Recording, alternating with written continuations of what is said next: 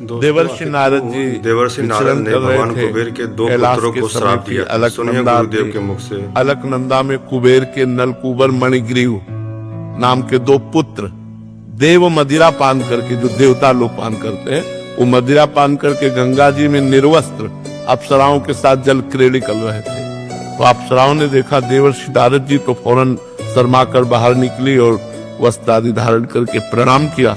लेकिन वो वैसे ही मदिरा के नशे में गंगा जी में, तो उनका तुम देवताओं में श्रेष्ठ कुबेर के पुत्र होकर इस तरह अभद्र व्यवहार करते हो, तुम्हारी बुद्धि भ्रष्ट हो गई है, तुम श्री मतलब धन से मतवाले हो रहे हो, इसलिए तुम्हें ज्ञान भी नहीं है कि कौन तुम्हारे सामने खड़ा है, क्या है, तुम इस तरह मदोन्मत्त हो रहे हो। जाओ मैं शाप देता हूँ, तुम वृक्ष योनि को प्राप्त हो जाओ। जब शाप की बात कही तो घबरा गए, चरणों में गिरे।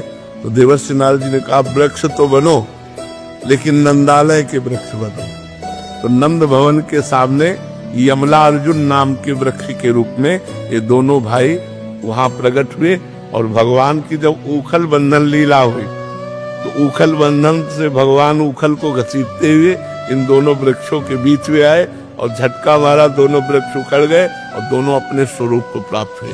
तो देखो, कहाँ मदिरा पिए निर्वस्त्र गंगा जी में खड़े, और कहाँ देवर्षि की हम श्राप कहे या कृपा कहे, साप रूप से कृपा देकर भगवत साक्षात्कार करवा दिया। श्री कृष्ण चंद्रजू का दर्शन और स्पर्श प्राप्त हुआ नलकूबर मणिग्रीव को, और पुनः अपने स्वरूप को प्राप्त हुए। तो सामर्थ्यशाली महात्मा क्रोध भी करे तो मोक्ष प्रदान कर देते हैं।